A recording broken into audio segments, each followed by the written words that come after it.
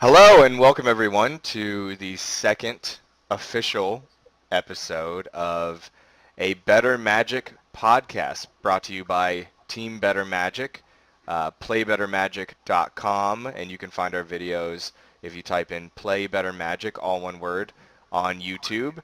This is one of your co-hosts, Jared, hanging out with my Team Better Magic buddies, playing Better Magic every day. I've got with me today Jeremy, Justin, and Nick. Say hi, guys. Hello. Hello. Hello. All right, so today we want to walk you through some more of the Fate Reforged spoilers that have come out, and we are super stoked to talk about these. There's some really exciting stuff. I know that a lot of the podcasts that are out there right now, I mean, go through every single one of these cards as they come out, and you're probably overwhelmed with spoilers right now as the season kind of breaks and as Fate Reforged. At the time of us recording this, Fate Reforged is actually going to be or have its pre-release next week and then be released in 2 weeks. So by today's a Thursday, so by tomorrow, essentially, we're going to have everything spoiled, which is super, super exciting. So anyway, so we're going to pick some of our favorite cards, talk about those. We're also going to give you a little bit of advice and information on pre-ordering cards and how to save yourself a bit of money and kind of some of our strategies as far as getting cards that we want to play with to help make your game and your Magic the Gathering experience more affordable. We'll also talk about kind of that pre-release that I mentioned, what you need to be looking forward to, what you need to prepare for that. Maybe take a quick look back at cons of Tarkir. Maybe some of our favorite stuff that was going on there. We'll talk a little bit about that. And then we want to talk, I know I was on my soapbox a little bit about Manifest and Morph, and I kind of want to talk to you guys about some of the judge stuff that was going on, some of the changes that had to be made to make Tournament Magic a little more palatable. And then just to cap it all off, we'll talk a little bit about Modern Masters 2015, because I know you guys are all excited to hear about that. So before we do any of that, we need to give our buddies Justin and Nick a little bit of time to introduce themselves. They're two of our teammates on Team Better Magic. I know in the very, very first episode you heard a little bit about me, a little bit about Ronnie, and a little bit about Jeremy. So I'm going to let these guys take it away and introduce themselves and kind of what they do. So who wants to go first? I'll go ahead. I'll go for it. All right, Nick.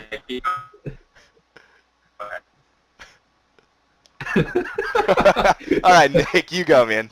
Kind of just died. All right, so I'm Nick. I'm actually the guy that came up with Play Better Magic, the whole concept behind this team, this organization, this retail, everything. I started playing Magic Gathering myself. Hey, hold on. Team name was my idea, Fush Show.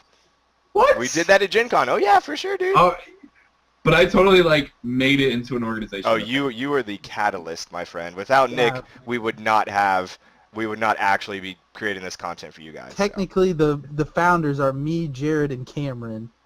Right. But without Nick kicking us in the rear end, you, the listeners, would have none of this. So keep going. I started playing Magic at Champions of Kamigawa back in October of 2004. I remember it was me and my longtime friend Daniel going into a comic book carnival and playing. Those were great days. Comic book carnival days. Yeah, and this was before Jeremy and I ever played. And I got some cards and I took it home. And I had actually known Ronnie from when I originally moved into our neighborhood. And he played Magic, and we used to play each other at his front porch. And God, it was awful. I had the worst mono red deck ever. The most notable card was Blood Moon and Glacial Ray, I think, were the most notable cards. I think it was Lava Spike, yeah.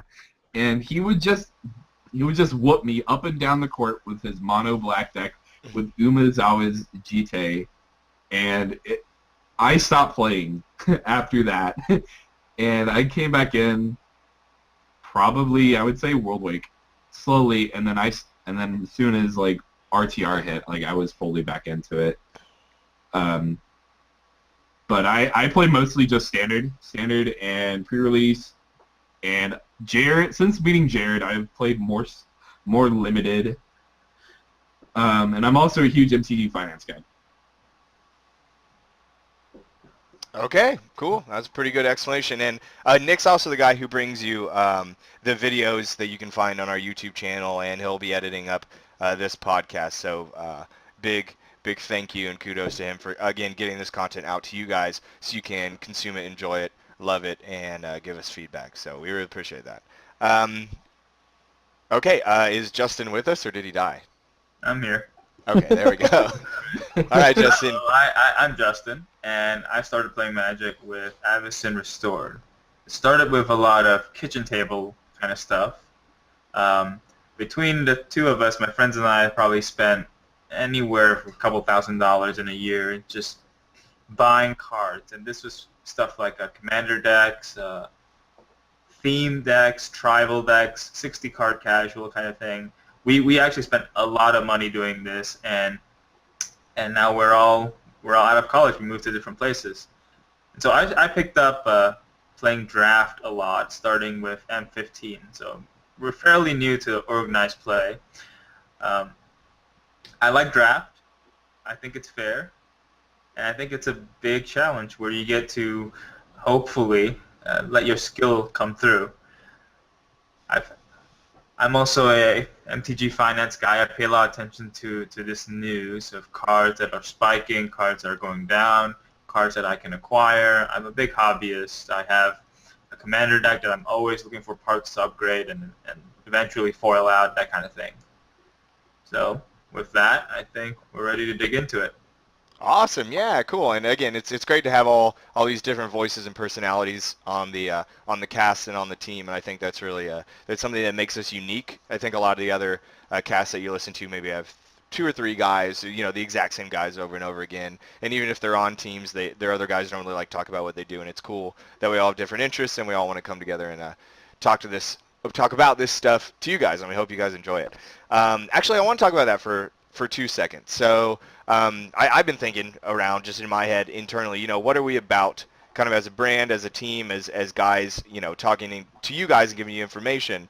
And I think there's really, and you guys, I want some feedback on this too, but I think there's really 2 tiers of sort of Magic content producers, right? There's like the people who are a bit more casual, and they talk about literally everything that they can get their hands on in Magic, right? But it's very much geared towards a casual mindset, and there's a whole realm of podcasts that are about maybe just EDH or just Commander, and those are cool. Like I think that's great. I think those communities need to exist, and there's some things like the Judge Cast that are a bit more casual, and people really enjoy those.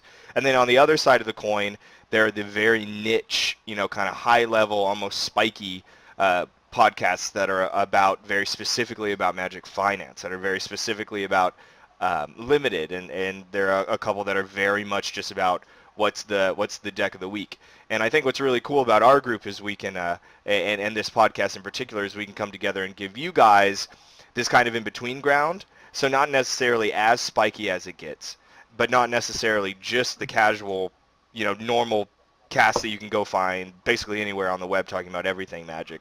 But we're really focused on all the things we can do to help you improve your game, to help you win more, to help you have fun, but do it, affordably, and do it probably at your local game shop, at your local F&M, and give you just enough edge to really have fun every Friday night, but not necessarily so focused that we want you to take our information and go out and try to win, your next 5 Grand Prix. You know what I mean? So I think, trying to position ourselves very uniquely, I want you guys as the listeners to know we're really there for the everyman, right? The people who I think we would all agree that we're above the casual level, and we really want to play as competitively as possible. We want to keep it affordable and have fun.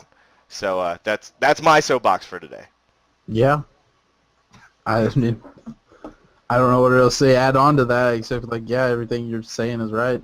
Just don't take our advice to don't like Extremely. praise our advice and go use it and try to go win an Open or Grand Prix crap like yeah, that. or try to qualify for the Pro Tour or anything. But Sure, yeah. Like, I mean, we're just here to help out as much as we can. Like, On a side note, a little off topic, but I just want to say that Justin is in charge of our shipping and whatnot. So if you've bought anything from TCG Player under the seller Wabajack MTG, that'd be me. way to go, Justin. Yeah. yeah, okay, cool. Cool. Yeah, and again, that's something else I want to help you guys with is really understanding how to get the most out of your cards, how to get the most bang for your buck. But anyway, so again, that was my little soapbox. Thanks for letting me have my little time in the sun for a second. No problem, man. That's what we're here for. All right. Okay, let's dive into it. So I know I mentioned kind of that at the beginning. We're going to go through a few of the Fate Reforged spoilers that have come out since the last time you guys listened to the first episode. We're just going to pick our favorite and talk about it in the different and how they impact the different formats that we're interested in. So if you guys are cool, I think I'm going to go first. I think I'm going to pick one that I like a lot. Go for it, man. Okay. So this is pretty much strictly for limited play, but I saw this guy pop up today, and I really wanted to talk about it. So if you haven't seen Timur Sabertooth yet, right, this card is ridiculous. So it's a green card. It's a cat creature. It costs 2 colorless, a green and a green, and it's a 4/3, right, in the uncommon slot. You can pay 1 colorless and 1 green at any time, so instant speed. It's just an activated ability. It says you may return another creature you control to its owner's hand, right? If you do, Timur Sabertooth gains indestructible until the end of turn. Now Seems that really is good. ridiculous. Yeah. That is an insane mechanic, like for limited. Especially if you're sending back something that has a enter the battlefield trigger. Oh, exactly. And there's plenty of pretty good stuff. But even then, like, this is one of those cards that you can just, like, you could just attack with your team, and whichever one they're going to block and try to kill, you can just activate this ability. And not only do you save it, but you make this guy indestructible. And he's a 4/3 for 4, which, like, way surpasses what's called the vanilla test, right? Like, it's way beyond something I want to play in limited. Like, it's fantastic just on its own. Just if it was a 4/3 for 4, I would gladly play that card. I Question guess. for you on this one. Yeah. So what will you use it with? If you're playing, say, an Abzan deck, which is a lot of, at least a third of it's probably green, you have a lot of 1/1 counters all over the place. Yeah. I don't know What if would I'm... you- Yeah, that's a really good question. I don't know if I'm as happy playing it in Abzan as I am, like, Timur, probably, or even Sultai. Like, Abzan's probably the one deck where it gets kind of rough because you don't want to remove the 1/1 counters from guys. But, like, even then, I don't really care. Like, because, again, I'm attacking out with, like, all my guys, and wherever they're going to try to make my blocks, or my attack unfavorable, I'm just going to save whatever the heck they tried to kill. Make this guy indestructible. If you think about it, like, Abzan can still play some raid cards, and this guy is, like, a really good way to, like, say, like, you have a Mardu Horde Chief, Oh, yeah. and you're just, like, turn 2, you got a 2-drop, swing Horde Chief, turn 3, and then this guy comes down, and he swings, you swing out, and you're just like, oh, you're going to block my Horde Chief, bounce him back to my hand, and you can, on that turn, you can just play the Horde Chief again, you get another 1/1, unless your 1/1 didn't die. And you guys Yeah. essentially have pseudo-vigilance. Yeah, like there's some ways that it can be really nice. Like there's some ways to like you can like get like good triggers off of it, but sometimes you can just save a guy, and that's pretty good. Like they're losing a guy, and you're saving a guy. Technically, you like are even still on the battlefield. Yeah. But they have a guy in the graveyard. You have the guy that you can just play again, like either on the same turn or the next turn. Yeah, I just love this card. I think it's awesome. Like, I'm going to draft every single one of these I see, probably. I mean, yeah, like that's a really good card in my opinion. Like it can kill like an Abzan guy. Like Yeah. Yep, you're and just it like, oh, lives. I'll block with my Abzan guy. You're just like, all right, bounce creature back, indestructible. Yeah, you're gaining 4 life, but I just got rid of like your Abzan guy. I don't know. I just like it a lot. I think it looks super cool. I mean, like I agree with you. I saw it and I was like, oh, this card's really good. Yeah, I'm going to draft it Ways every to single abuse time. it. Yeah. Ways to really abuse that card Yeah. for sure. Wingmate rock with this guy. Let's do it. Yo, my God, dude. That's way too broken. Yeah. Congrats on getting both of them in the same one. Yeah, exactly.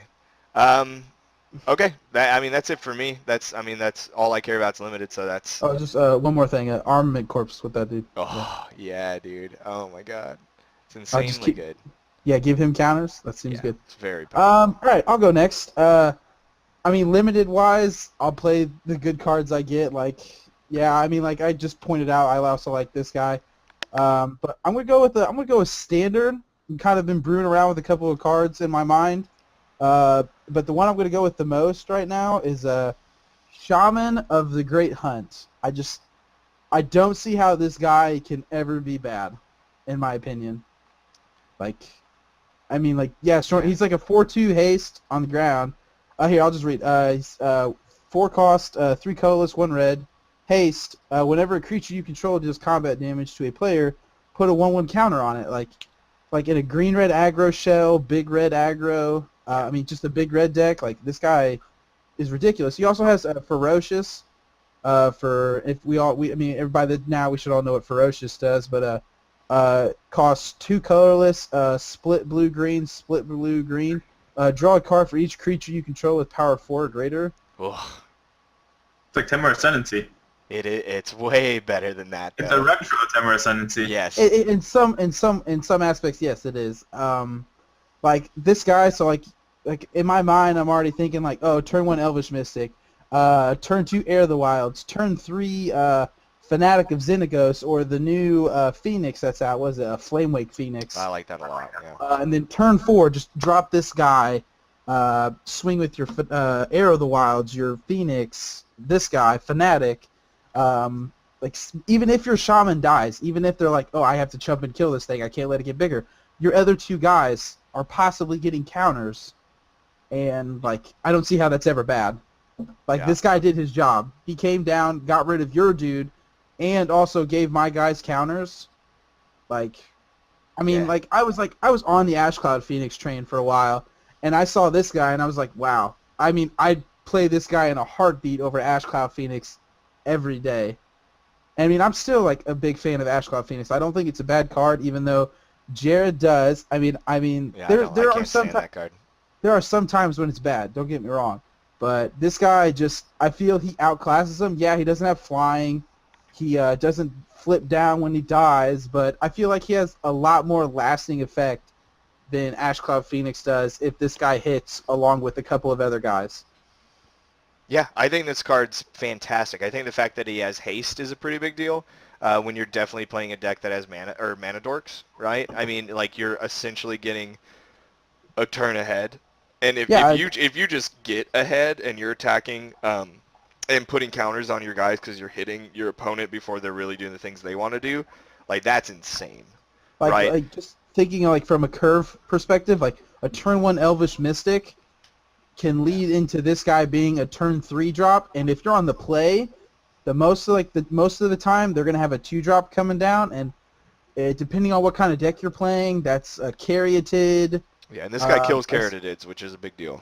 Kills Caryatid, Satyr Wayfinder. The only guy that you would trade with him is a Seeker of the Way, and you're losing your guy to a Seeker of the Way, but for those decks that are playing Seeker of the Way, he's a really important card for them because most of the time that life gain from him they like. Right. Yep. And if you get the added bonus of just drawing some cards, drawing cards is the most powerful thing you can do in Magic. Yeah, say you get to untap with this dude, which just sounds ridiculous if it ever happens. That's amazing. Yeah. You're just play my land, swing, and say they're gonna try and remove him, and you have another guy with 4 power. You'll be oh, okay, just I'll pay 4, draw 2 cards. You're replacing this guy with another card and also getting an additional card on top of that. It's fantastic. Can we talk for 2 seconds flavor-wise that this dude is an Orc Shaman in Timur? What's wrong with that? There aren't any, are there? I didn't think there were. This is 1,280 years in the past, mind you. Timur is kind of a whole bunch of wild things. And technically, orcs could be considered wild. I thought the only reason orcs were in anything except Mardu was because the orphan ones get adopted by the Abzan? I mean, like, I don't know, but like, I mean, this is obviously two different things we're talking about. We got like World of Warcraft, Thrall. I mean, like, the dude's an orc shaman. Like, But he's an orphan. He'd be Abzan. technically he wasn't an orphan. He didn't know that. Well, I know. All right, so, all right, good card. Shaman of the Great Hunt. Very good card. I think that guy's going to definitely see some play and make some waves, and I'm make really some excited. waves, yeah. I'm really excited for that card. Yeah. Tell you what card I'm excited for. Yeah, dude. Light Form. Light form, yes!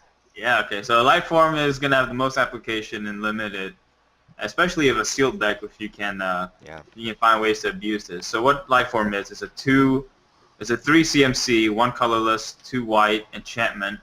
When it enters the battlefield, it becomes an aura with enchant creature, and you manifest the top card of your library and attach Light Form to it. And the enchanted creature has flying and lifelink. So essentially you're paying 3 mana for a 2/2 flying lifelink. I would pay for that every day of the week, man. Right. On its own, that sounds really great. And here's the best part. If you're building a deck around it, or at least a deck that can imbue some part of it, if you flip over, I don't know, any morph card with this guy... Any creature card, right? Like any creature. Okay, yeah, any creature card. You're getting a flying lifelink for 3 mana plus whatever you flip him with. Yeah. Think about Ruthless Ripper. Rufus Whipper? Yeah, Ripper. dude. Flying lifelink death touch. You got yourself a Vampire Nighthawk with just 3 mana and showing a black card.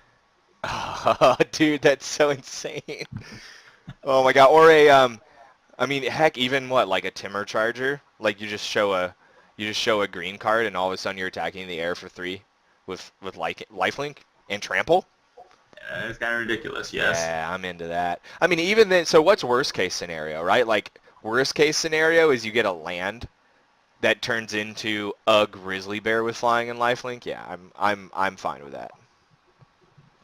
Well, there could be worse things. You could be manifesting, let's say, if you're playing something else, you could be manifesting your bomb rare. I know what that might be. Let's say you're playing Sealed and you have a Siege Runner that you're putting under. But you know what? That's fine. You can just cast it. That's the thing we talked about in the last episode. Like, manifest really doesn't have any feel bads unless, like, let's say you were to accidentally manifest like an end hostilities. I mean, that's rough, but That's the feels. that's right in the feels. I know it's really rough, but like it's just the percent chance of that happening is so low. I mean, yeah, this card's insanity, dude. I like it, yeah, I'm limited so wise, stoked it's, for this. Yeah. Limited wise, I mean, if your rare's utter crap, then this guy's a definite pack one, pick one. Oh, for sure. Are you kidding me? Oh, yeah, buddy. Oh, well, yeah, it gets flying lifelink. Hey, yeah, here's 2 good things right here. Yeah, for 3 mana. I'm stoked. You're a 2/2 Stoked for flying this card. A 2/2 flying lifelink with the potential to become something bigger if you manifest a creature. Yep. Perfect. I'm very excited for this. Well, I guess I'll do my favorite card. I'm actually going to go completely off from what you guys have been talking about. I'm going to go with Soulfire Grandmaster. Oh, shocking. 1 and 1 Daddy. white. Or 1 and 1 Mama. white. It's a 2/2 human monk with lifelink. Instant and sorcery spells you control have lifelink. And with 2 in a split cost, red, blue, the next time you cast an instant or sorcery from your hand this turn, put that card into your hand instead of into your graveyard as it resolves. You sure you don't want to do Monastery Mentor? Like, No, I had to flip a coin on that one. I like both of them just as much, but I think this card just has so much flavor. I think this is something like this entire set has. It just has so much to give you, especially with it being a small set.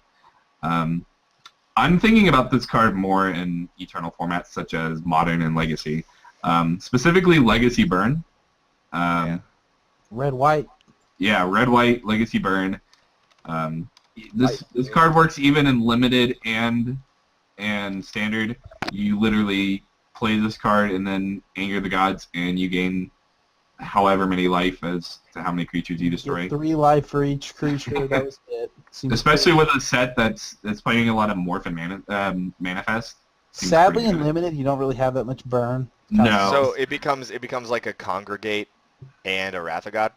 Yeah. It's pretty But if you think This- about it, if you think about it, like you can also get back other spells as well. You don't have to just have burn. Dude. Like, That means Time Walk has lifelink. yeah, but I don't see where you're getting life off of it. Doesn't It doesn't- matter. Doesn't Yeah, I know. matter. Doesn't matter. Yeah.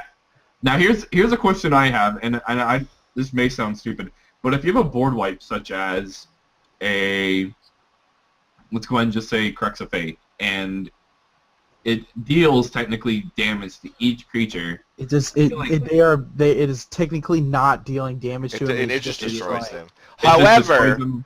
Crux See, of that's- Fate does have lifelink. Stop it. Thanks. It's not Thanks. untrue. I for some odd reason I thought you were about to ask if you can like buy it back, like if you could buy back the board wipe, you'd have You to can. actually act. Yeah, you'd have to actually activate her ability and then do it because it says Right. the next time you cast, like if you like put her ability on the stack, I guess maybe it would work. Or, well, no, because technically you cast it. I mean, it goes on the stack and it resolves and it kills her. Yeah. So Well, I mean, like I'm trying to figure out like when you'd actually have to use her ability. That's the thing. You cast it at sorcery speed, and then since you still have priority, you activate this at instant speed, and it goes on the stack above it, targeting the spell that's on the stack. You get it back, and then Okay, I just like because it says when you cast, so I just wanted to be cleared on No, that. I think Jeremy is right there because it's like prowess. When you cast it, it doesn't matter if it resolves. It's when you play it from your hand. Isn't that considered casting? it says the That- next time. Sorry, I read it wrong. So it's the next time. So you would have to do it first. You'd have to activate her ability first. And Yeah, then I read it wrong. Yeah. So I mean, like now that I actually read that, I mean, like that's not like her most like predominant ability that you're gonna use on her. Like the best Probably ability never, on her, the best ability on her is giving your instance of sorceries lifelink. Like, Yeah. like having Stoke the Flame being like the popular uncommon for standard. Like, hey, I'll gain 4 life. Going deeper, go to like modern. Like, hey, Lightning Helix, you take 3, I'll gain 6. Some decks that's just like a huge swing. Like That would be huge. Yeah. that's like, oh, I'll gain 6 life off of 2 mana. Like, let's do this. So another thing I also bring up, if you have this paired with Eidolon of the Great Revel, you can play your stuff, like you can just play infinite burn spells and then just gain life back, even though you're getting dealt 2 damage back at Doing you. that card, man. You mean I know. it just negates? Yeah, it negates the complete damage that's pinging you. Yeah. Yeah. Yeah, that's I true. mean, like, that's kind of a yeah, big deal. that's But I true. mean, red decks don't care about their life totals anyways. But I mean, yeah. Oh, also, War Leader's Helix, take 4, gain 8. Oof. Yeah. Sounds like Insane. a blast. Okay, you guys, so I think we rocked through all the cards we wanted to talk about as far as that goes. Like I said, we didn't want to bore you too much with these because I know all the other podcasts you're listening to are going to talk about literally every single one of these. So we just wanted to highlight some of the ones we were digging on and talk about their implications in a couple different formats. I could go on about a lot of cards from this set. Oh, for Like- sure, yeah. I was It was shocked that in my head, Jeremy. but I can't. I was shocked that Jeremy didn't pick the black blue dragon. That completely just negates Elspeth. He was one of the cards I wanted to talk about, but I'll get when we get to like standard deck. When like what deck I'm looking forward to playing in standard, I'll get to him. So All right. I'll consider pre-ordering a foil for my commander. Yeah, foil Silumgar. Well, you know what? Thanks Justin for the little segue there. Let's talk about you bring up a really good point. Let's talk about kind of the pre-sale cost of cards, right? And when it's worth actually pre-ordering cards to make sure you can have decks to play. When it's not, the kind of cards that you definitely don't want to sink money into if you want to make your game the most affordable that you can make it. If you just have tons of money to throw away, more power to you. But let's talk about what are you guys looking at that you might ever even consider pre-ordering in a set like this? Dollar Mythics. So I'll give you a little story. When M15 was announced, I pre-ordered 2 playsets of Prerelease and 1 playset of Ugin's Nexus. One worked out well, the other one not so much. I think we can make that judgment on which one's which. yeah. But it was, Next. I mean, it was kind of a speculative thing, and I was just interested, like, how Hey, you How got well- some cojones for that, man. That's all I can say. Awkward silence. Everybody I don't know what happened. Justin like disappeared. Justin? Yeah, what's up? Oh, no, you were talking, and I was like, "Hey, you got some big cojones for pre-ordering Vegan Nexus." And you just like disappeared. It's like people can speculate on that Crucible of Fire. Yeah. Oh, buddy. Let's talk. I can talk about Crucible Fire all day. Let's not do All right, that. let's make a good podcast here. So, Good one. Good one. all right, no, but no, Justin's absolutely right. So, I mean, for those of you listening out there, there is a very small percentage of cards you can actually turn a profit on. If you're interested in doing that, right? If you're interested in actually being speculative, it really is kind of a crapshoot. It really is just scratching off a scratch card. In Justin's example, he bought, the 2 different mythics, each at, $1 or $2 or whatever. Pearlic Ancient ended up, just getting some camera time in competitive play, and that turned out to be awesome for him, right? But then the Mugen's Nexus did not, and it's like 10 cents, right? So,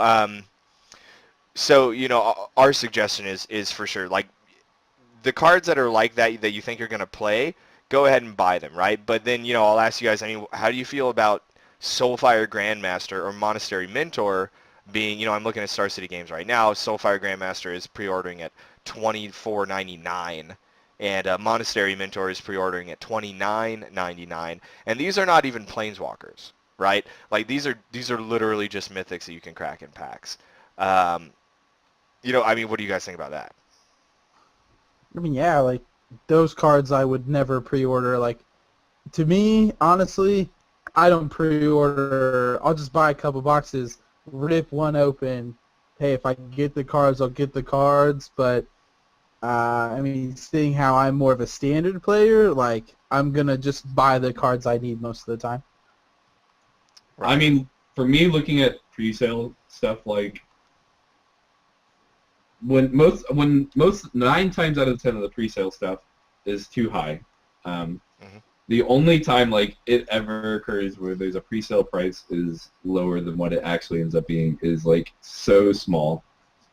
And especially with Planeswalkers, you have the Jace effect that everyone refers back to, thinking that Jace the Mind Sculptor is an example where it went up to what, $75, where that kind of thing will just never happen again.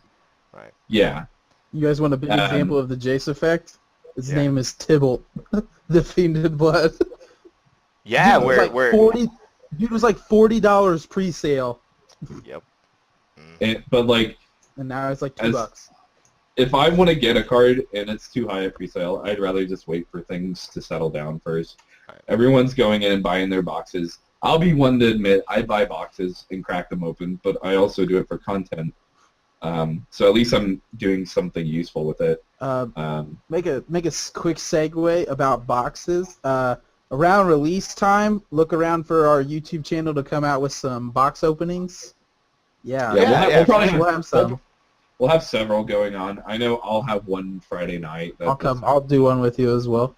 But like, I agree with Justin. Like, if you can buy like a bunch of stuff at pre-sale, like bulk rares that you think that are low risk, that may climb up or speculate, go for it. Think about it. This set doesn't rotate for.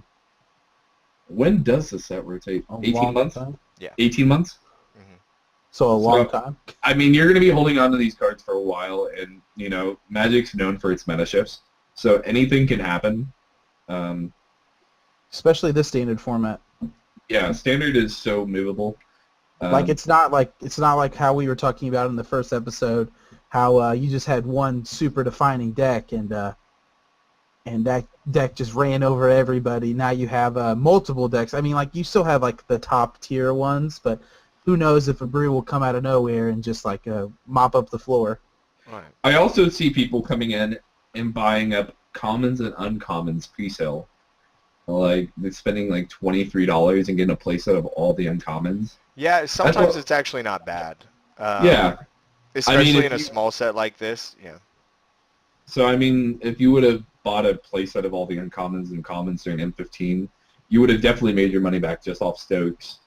Yeah, think if somebody just like instinctively bought like 100 Stokes at like 50 cents. Like, congratulations on how much money you just made. Right. I mean, you also have I to have mean- an exit strategy, right, for moving Yeah. those cards up. But nonetheless, I mean, they do increase in value regardless. So I mean, that's definitely not a bad way of getting cards, is just buying a playset of all the commons and uncommons. Sure. And that's definitely something I would recommend to someone Yeah. who may It's going not to know be what they're cheaper doing. than it's going to be cheaper than buying 2 boxes, right? It's going to be Yeah. much cheaper. It's going to be like 50% of that.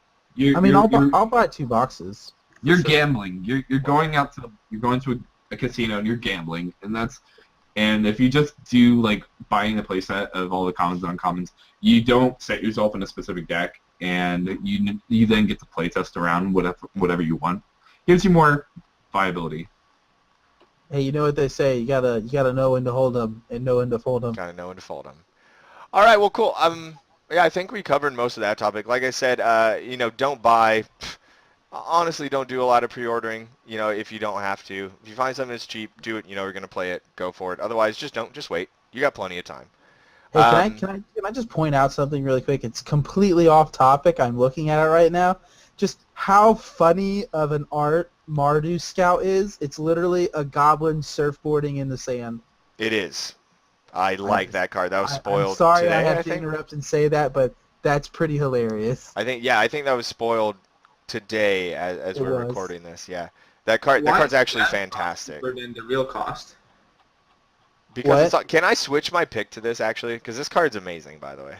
Why is the mean- dash cost cheaper than the real cost? Like, Well, because the dash cost is like the card itself is double red, which is harder sometimes than just a dash for like a red and a colorless. Because you get Right. to just attack with it, but then they can just block instead of just you putting down a blocker that's a 3/1 early. That's the only Because he downside doesn't about get to dash. block. That's why. He's honestly a Timber Charger in Yeah. red, but he's Yeah. double red. I Sorry. mean, I had to you point don't- out this guy. you don't get to keep him back to block in case you're playing defensive. So I mean, that's the only downside of dash. Hey, I mean, there's that, but how often is he not gonna be able to trade up for that? hey, you gotta get him out of that death frenzy range, man. Exactly. Well, I mean, at the same time, like in limited, I would gladly pay 1 colorless and 1 red to like spend a card to kill your guy, basically. Like, I mean, in that sense, if you're attacking and they just block, then it functions the same as playing like a debilitating injury. Lightning strike. 80% of the time. Yeah, or a lightning strike. I mean, lightning strike's a bit more versatile, but essentially he's a debilitating injury, right? So that's fine. I'll play that. I play that card all the time. Like if they block him and he kills the guy, congrats. If they don't block him, they take Even 3. better. Like, Yeah. that's perfectly fine with me. Love it. Okay, let's talk about. So these are all cards that you can find on like mythicspoiler.com. Daily MTG, the official Wizard site, also has all of these spoiled out, so you can MTG see the Salvation. and MTG Salvation. They all have visual spoilers you can go check out, so you can get yourself geared up for the pre-release, which is on the 14th. So that's about a week away from our recording date right now. So yeah, do you guys want to talk about maybe just from what we have so far spoilers, like what clan you're going to choose? So the way the pre-releases work for Cons of Tarkir at least, and Fate Reforged is I believe you're still going to pick the clan that you want to be, which is a 3-color combination, and they're the wedge colors still, I believe. Don't quote me on that because it might change, but because there's a lot more 2-colored stuff in this set, but I believe you still get to choose, right? And then you get like a seeded pack that'll have Fate Reforged cards that are part of the clan that you chose, and then 3 Cons of Tarkir booster packs to kind of supplement your deck. You also get like a die and some other cool stuff. So what do you guys think you're going to play? I'll go first here. Just looking at spoilers and possible cards I could get in the clan pack, if that's what happens. Not saying it will, but I feel like it is. I'm the one who kind of pointed that out earlier. I didn't point it out in the call. I mean, in the podcast, but I pointed out earlier when we were talking. I'm probably leaning towards Timur, to be quite honest. Mm-hmm. Just like the possible, like I'm thinking now, like, hey, if I get Yasova Dragonclaw, like just thinking in my head right here, I could use her ability, take your morph, get some information, and also swing with it. You know, like, hey, pretty what's good. wrong with that? I think the I- removal is really good in red too. Yeah, like the removal in red, and then hey, I can also get the possibility of getting a Timur Sabertooth, which we talked about earlier. You know, Very good, yeah. and Yeah, I think it's and very they strong. also, yeah, sorry, they also have the only ramp that you can see in this set right now, which would be Whisper of the Wilds. So like, hey, like I'll ramp into my fatties. Like, let's do it. Yeah, I mean that wins sealed games, right? Just being able to play guys that they can't kill and that you can just continually attack with. It's pretty good. Yeah, like back in Theros, if Golden Hind was that big of a pick, like what makes this guy not that big of a pick either? And he has the ability to tap for double green. If you control a creature with power of 4 or greater, like yeah, I'll take that dude any day. Like Pretty good. pretty good, and he's an uncommon, so you get multiples. Cool. With with sealed deck, I'm always going for how many black-white warriors do I have? Oh yeah? Okay. Yeah, I mean, look at what we have here. We got at least half a dozen new warrior cards in common and uncommon, adding Yeah. to whatever's already in cons. And so if I see a rush of battle, I'm just going to start counting how many warriors do I have. hmm If we get somewhere like 9 to 10, yeah, there we go. Yeah. Then you're totally set up, and you create a board state where they're incredibly afraid to like ever block you, basically, and then you just get to sit back and hold up any defensive cards you get, like kill shot if you have to. But I mean, you're just attacking through them with your waves of dudes. I think it's a good choice. Oh, yeah. I agree too. I think Mardu is the pack I'm going to take, specifically because you get a shot at playing like Warflare and Harsh Sustenance in your deck, right? You get to play both of those, right? So Warflare is, 2 colorless, a red and a white. Creatures you control get +2/+1 until end of turn. Untap those creatures at instant speed, which is ridiculous, right? So you get this huge damage swing for all your little dudes, all your little ponyback brigades, Hordeling Outbursts, Mardu Horde Chief tokens. I mean, all that stuff. They all become what, like 3/2s? That's insane. And then you also get to play Harsh Sustenance, which is a 3 mana, a 3 mana instant, 1 colorless, a white and a black, and it deals X damage to target creature or player, and you gain X life, where X is the number of creatures you control. Right, and those are both at common. Okay, so you have a combat a trick that most of the time just says you win the game, and then if you stall out with dudes and you have nothing to do with them, you can cast like a Harsh Sustenance and you could just go straight to their dome and kill them, or remove their biggest thing and then attack with all your little guys. And I just think the support is so ridiculous in Marty that it would be kind of silly for me not to take it, even though in sealed an aggressive deck is a little rough, over the course of however many turns. But I just think it's so quick, so powerful, and you get access to so many good cards. It's going to be super good. Yeah, like Warflare, if anybody can remember the card I'm about to refer to, it's a 1 mana more Rally the Righteous from Ravnica. Oh yeah. But it doesn't give Rally the Righteous gives only 2 attack and 0 toughness, I believe. But it costs 3, 1 red, 1 white, 1 colorless, and it untaps your guys. This one, I'm guessing you're getting 1 more mana for 1 toughness, which, I mean, hey, sometimes 1 toughness makes the difference. Yeah. So, Oh, exactly. Yeah. I mean, being an X2 is always very much different than being an X1, right? Because an X1 dies to everything, and an X2 doesn't necessarily. So. Thinking of something right now, say you got a whole bunch of morphs on the board. Yeah. They're like Death Frenzy. You're just like Warflare. My guys live. Like, and say they were planning on losing their guys too. Like that could mean the difference in the game right there. Not like you're keeping all your guys, he's losing all his guys. Like, bam. Yeah, it's super good. What about you, Nick? So when Khans of Tarkir went out, I went with Mardu, and it turned out to be very successful.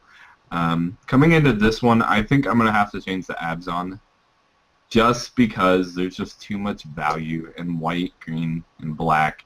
Too many good cards, and I really want the 2 cards, the Mentor Master Soulfire Grandmaster and Monastery. Yeah. Yeah, I really want my playset of those. I want to spend as little money as I can on those. I just want to pick them up, and I just feel like those are most powerful. So playing those cards in a limited environment to me is just is a must. So Abzan would be my way to go, which is completely against like Jared's motto. You play the stuff you want to play, like the best deck. You don't want to play the best cards. In my opinion, out of all the mechanics, I feel like Bolster has the ability to be the best one out of the new stuff. Yeah, if you, I think we talked about it last time, but if you can bolster at instant speed, like that's a blowout. That's just always a blowout. I think as far as we've seen, there's only one card that does that, but it's Honor's Reward. Yeah, I mean, but being able to bolster at instant speed, if you have any guys on the field at all, it's just Well, if you think insanity. about it, it's almost like a dragon scale boon, but it's not. Like you're putting two. I mean, like if it's your only creature, then you're giving it 2 counters and Right. possibly saving it. Yeah, that's fantastic. Yeah. And gaining 4 life at the same time. It's pretty good. Plus, we also get the packs of cons too. Yeah. Forget So about I mean, that. like, yeah, So you I mean, take it just stuff. Abzan has been proven to be the best clan so far. So I mean, I feel like you just stay with it. It's good. I mean, it has the highest win percentage on Magic the Gathering Online. I don't know necessarily if that's always the best thing to go off of, but yeah, I mean, it's like it is very powerful. Okay, so that's going to be your pre-release. So make sure you check out the spoilers and get ready for that next week. It comes out. We want you guys all to win and have a fun time. So, okay. Let's move on. Now that Fate Reforged is coming out, I want to talk a little bit about maybe what your favorite cards were in Khans of Tarkir. So maybe it's triple Khans of Tarkir limited, or Khans of Tarkir as a standard environment, supplementing Theros and M15, right? And maybe what's going to change, with maybe one of your favorite cards now that some of these new cards have been spoiled. I don't want to go first on this. I'll go last. You'll go last? Okay. Yeah. I'll go first. Do it. So my favorite card out of Khans of Tarkir right now is all of them. Nice! Okay, no. You can't do that. You can't do that. All of them minus Polluted Delta, Flooded Strat, and Sword and Solemn Visitor. What? Why? Why Soren? Why Soren? The hate. No, look, listen. The reason is because all of these cards right now, $13 or less. You're hating the Black White Warriors. You're on the Black White Warrior deck, and you're I'm hating looking at this from a finance standpoint. Sure. I'm just saying, this set has become amazingly affordable because of how much has been open. Oh, yeah, it's the most open set in Magic's history, right? I mean, yeah. And so, that's why every so you card is make my those favorite 3 card. cards because they're Nice. over a certain threshold of money. Oh, Yeah, yeah. because they're too much, man. I mean, just Nice. look at the. Remember when Cons first came out, that guy on YouTube pulled that $600 box That was worth of fun. fetch lands, and it's just. That wasn't fun. That was just ridiculous to watch. I guess while I'm talking, I'll go ahead and pick my favorite card. I'm gonna go ahead and say Soren Sullen Visitor is my favorite card. I was one at first that thought this was not going to be the greatest of cards. I thought it was just going to be an okay card. And I think a lot of people thought about that too. That's why it had that jump straight from like $15 to $30 after the Pro Tour. And I mean, it's just such a crucial piece of Abzan, just in the standard format. So I've definitely come around to this card, and it's so affordable at 4. Cool. Okay, so from a limited perspective, the card that has grown on me the most, and I've come to pick, like, first pick number 1, no matter what, all the time, if I can get it, and I see, and you see it all the time, is probably Savage Punch. Like, for sure, right? Yeah, I mean, in triple cons, it's just like the most powerful common. You're pretty much always trading up.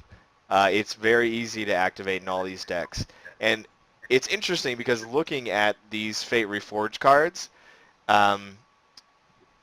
it's interesting to me because it looks like there's going to be more creatures on the battlefield than ever before, right? Like with stuff like Manifest and a lot of these guys that come into play that make even more guys.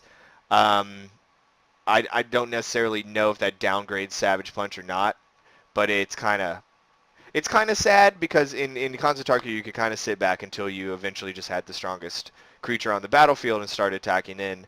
And a Savage Punch will go a long way in clearing out the board, or at least setting your opponent back from setting up that kind of board state. Whereas pretty much everything I've seen from Fate Reforged is just all value town stuff, right? I mean, it's all stuff that really really kind of spits in the face of Savage Punch, and that's sad for me. But I am going to be excited to play some of these other cool removal spells. I mean, we have like Arc Bond, like that one's really cool. I mean, essentially, if something takes damage, it punches a bunch of other stuff. Wild Slash, which is a strictly better shock. I mean, the removal is getting so much better that a Savage Punch, which was amazing in Khans of Tarkir, but probably wouldn't be good in a lot of other formats actually as removal, is now kind of get outclassed, and that's gonna make me sad. So there you go. Oh, we're at me now. I don't know, man. There's too many cards I like in this set. Like it's Yeah, just been Khans like, was amazing, dude. It is a been very the- good set. It's been the best set that I've played Standard in a while. Like innovation wise, like I've like always like I don't think I've ever played a deck like for more than 2 weeks at a time. Always switching up. Hmm. But I guess if we're just gonna have to go with like, I guess I'll just go with the number one guy. Like you can't ever go wrong playing this card. It's Dr. Siegeman Rhinoceros. Yeah. The big bad siege rhino, huh? It just has to be him. Like I was thinking like, oh, there's Sarkin, oh, there's Savage Knuckleblade, but like, Yeah. those dudes, like, yeah, they're all good, but like Siege Rhino, like, Survives everything. like this guy like is, I wouldn't say a format defining card, but It's like, close. he's super close. Like he's almost there. Just I was praising him earlier today when somebody says like, oh, mono red, like, and like I was just like, Siege Rhino just comes down and like your deck's obsolete after that. I just don't see how you do anything after he hits. Yeah. You have to hit just- a double burn spell Yeah, just to you, get rid of you it. have to double burn him. You have to double block him. Like you have to spend so many resources in a mono red deck to get rid of him. You have to Anywhere spend else, so many resources in basically any deck, though, right? I mean, Yeah, he's like, such he a just, like- tempo swing. he's I'll drain you for 3. Like that's amazing. So he comes Especially- down for 4 mana. It's already a 6-point life swing, Yeah, right? And then he's a 4/5, so his rear end like survives basically everything except like super hard removal, like Hero's Downfall. And then Yeah, he attacks through a trample. yeah. Like he's supported by like, honestly in this set he's supported by the best package of everything. Like you have Absian Charm, you have Downfall, Bile Blight, Drown in Sorrow. As Nick pointed out, you have Sorin Soul and Visitor. Hey, I'll +1 make this guy 5/5 lifelink trample. Seems really amazing. Supported by probably the best Planeswalker in Standard right now, Elspeth. Yeah, she kills him, but like, hey, he did a job before she came down. We Mate Rock as well. Like, come on, like, how can you go wrong playing this guy? He just like he's played in like the best color. Oh, and like I was working around with like an Absian, a 4-color whip deck, and like, hey, who doesn't want to whip a Siege Rhino? Like, it feels so 7-point good. life swing. Let's do it. Feels so good. Yeah, that's my card. I think it's a very good pick. Yeah. If I had Technically, to choose it's a standard 7. card, it would be that. It's a 10-point life swing if you think about it with whip. Yeah, with whip for Comes- sure. But he comes down, and the second he resolves, it's a 6-point life swing. Yeah. That's ridiculous. Okay, so let's talk. I think we already talked about it a bit, kind of answering the pre-release question, what we want to play in limited and a little bit in standard. Do you want to go ahead and move to talking about the manifest morph kind of thing and some of the changes they made? Yeah, I like that. Go for it.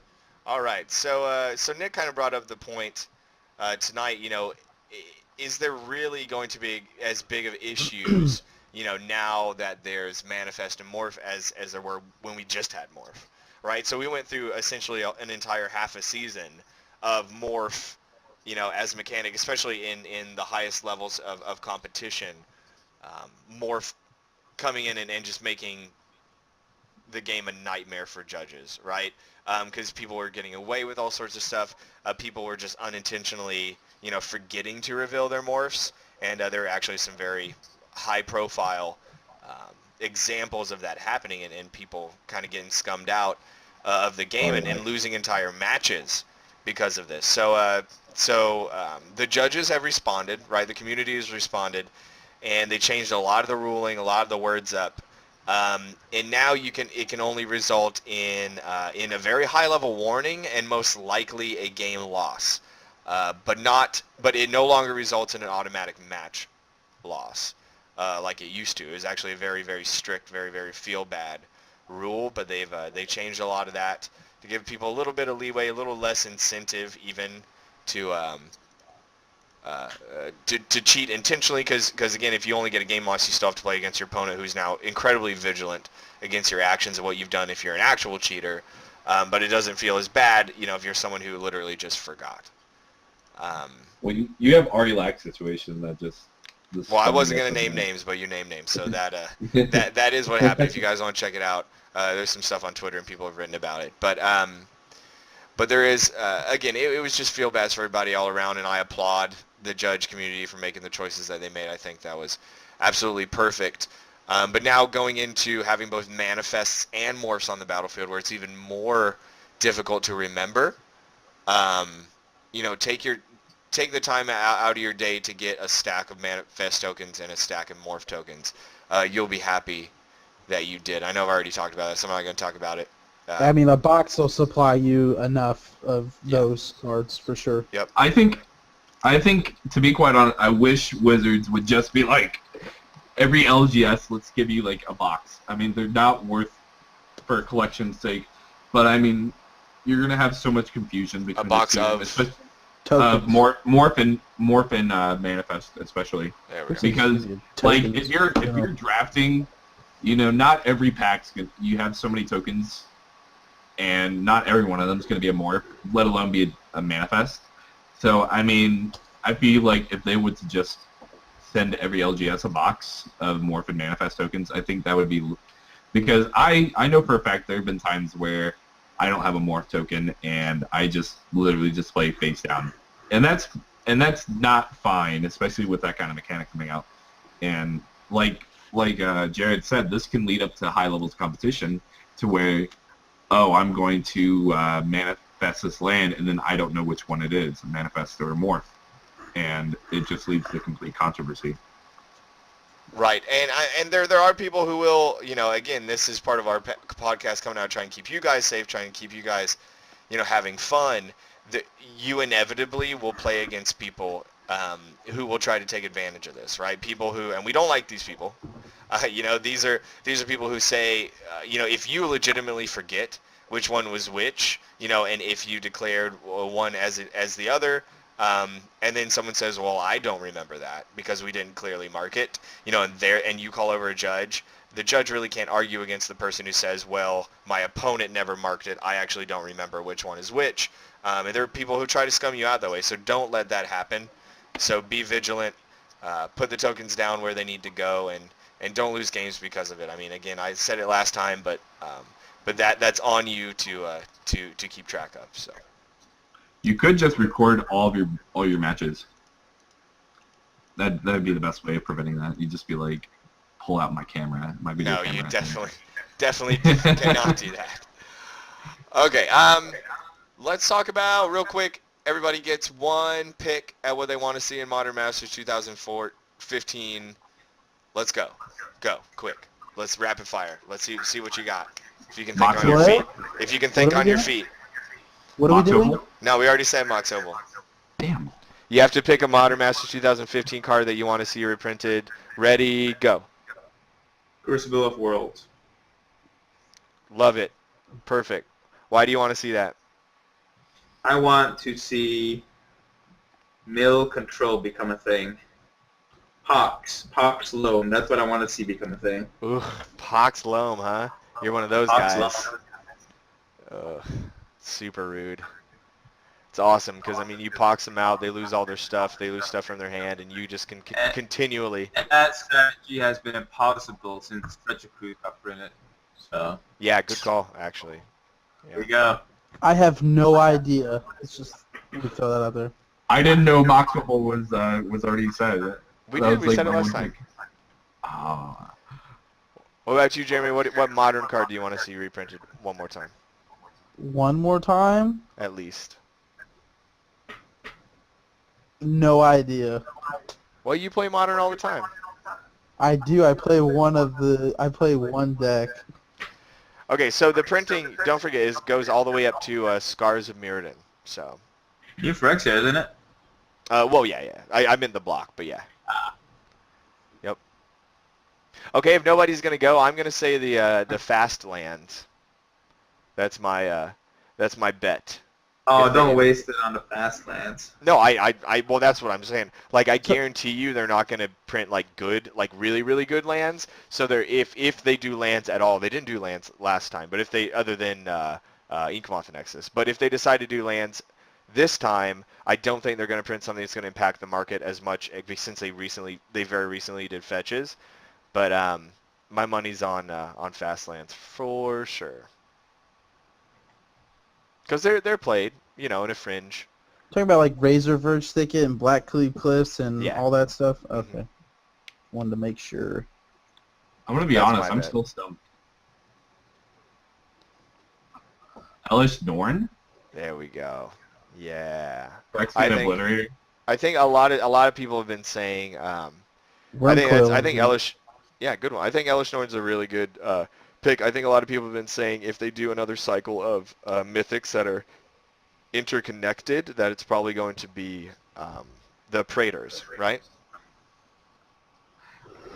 Like, why not? Yeah. You know, you get Elish Norn, you get Vornklex, what else? Aura Brass, Jingataxis, Would they put Shieldred. Shieldred. Would they put Titans? No. Stop it. I don't think they would. No, I mean they're not.